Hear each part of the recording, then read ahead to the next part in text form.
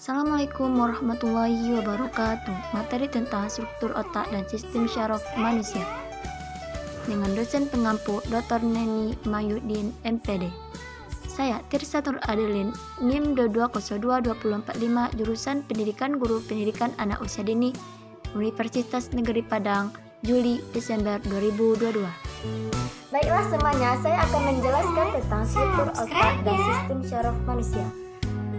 Sistem syaraf merupakan salah satu sistem dalam tubuh yang dapat berfungsi sebagai media berkomunikasi antar sel maupun organ dan dapat berfungsi sebagai pengendali berbagai sistem organ. Berdasarkan struktur dan fungsinya, sistem syaraf secara garis besar terbagi atas dua. Yang pertama, sistem syaraf pusat dan sistem syaraf tepi. Fungsi otak berdasarkan bagian-bagiannya. Berikut fungsi otak berdasarkan bagian-bagiannya. Yang pertama, otak besar.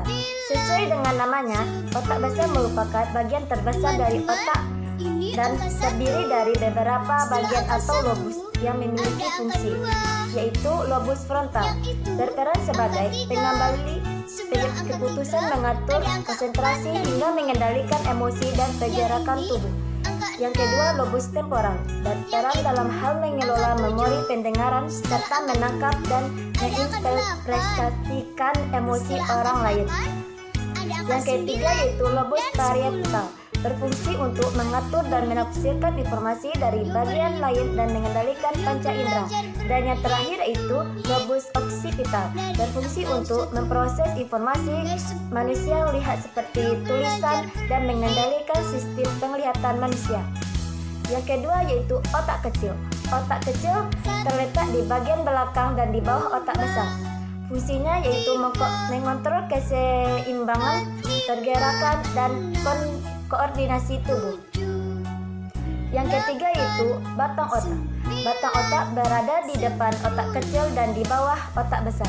Bagian ini menghubungkan otak dengan sumsum tulang belakang.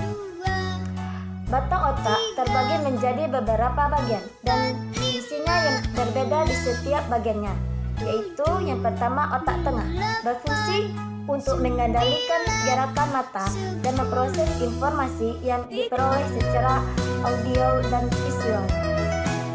Yang kedua yaitu pons, terdiri dari sekumpulan saraf yang mengendalikan gerakan wajah, mengirimkan informasi sensori dan merangsang pernapasan serta mengendalikan siklus tidur. Dan yang terakhir yaitu medulla oblongata, bertugas untuk mengendalikan fungsi jantung dan paru-paru seperti detak jantung, tekanan darah, dan pernapasan. Yang keempat yaitu encephalon, yang berada di dasar otak dan memiliki tiga bagian. Yang pertama, talamus, bertanggung jawab terhadap memori siklus tidur dan kesadaran serta meneruskan atau mengirimkan informasi ke sistem tubuh lain. Yang kedua yaitu hipotalamus, berfungsi untuk mengatur nafsu makanan, emosi, suhu tubuh, dan biologis tubuh serta produksi pelepasan hormon. Dan yang terakhir yaitu epitalamus atau amigdala, berperan untuk mengatur emosi, berperilaku, dan memori jangka panjang. Yang kelima, ganglia basal, berfungsi untuk mengelola pesan disampaikan atau dikirimkan ke beberapa bagian otak. Pada bagian ini, jenis ingatan terbagi atas tiga, yaitu ingatan berkaitan dengan masa, ingatan jangka masa pendek, dan ingatan jangka masa panjang. Ingatan berkaitan dengan masa, yaitu berkaitan dengan berbagai di antaranya yaitu ingatan ikoni, ingatan jangka pendek, ingatan jangka panjang. Yang kedua yaitu ingatan jangka masa pendek. Ingatan jangka masa pendek digunakan bagi data yang disimpan untuk beberapa jam atau menit. Dan yang ketiga itu ingatan masa panjang, yaitu menyimpan informasi dalam ingatan untuk beberapa tahun, bulan, hari, jam, menit, ataupun sepanjang masa. Yang keempat yaitu pertumbuhan otak.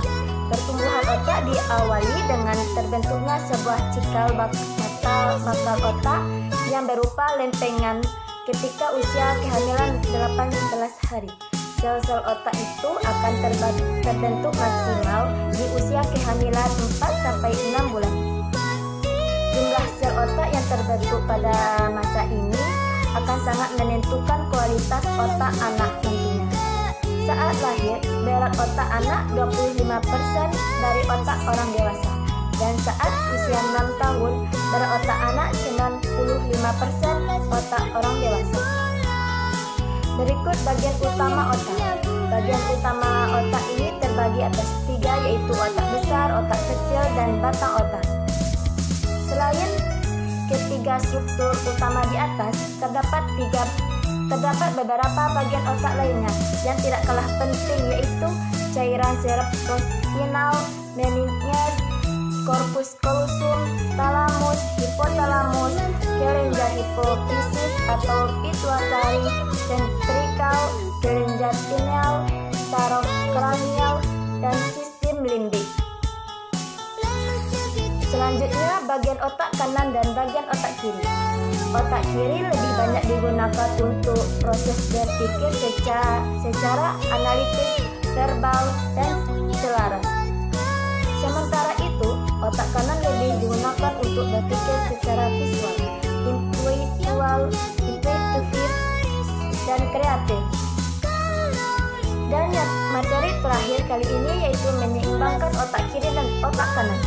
Menyeimbangkan otak kiri dan otak kanan dengan cara media flashcard sangat aktif, sangat efektif untuk mendongkrak kemampuan anak.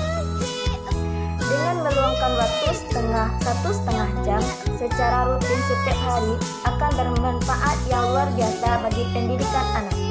Sehingga tidak ada alasan bagi seorang ibu sebagai wanita karir untuk tidak punya waktu mendidik putra-putrinya. Sekian dari saya, mohon maaf kalau ada salah kata. Terima kasih kepada Allah Subhanahu wa Ta'ala, terima kasih kepada orang tua saya, terima kasih kepada dosen pengampu yaitu Dr. Nemi Mahyudin, MPD mata kuliah Neuroscience dalam pembelajaran anak usia dini. Terima kasih kepada kakak-kakak, adik-adik, serta teman-teman seperjuangan dengan saya. Sekian dari saya. Assalamualaikum warahmatullahi wabarakatuh.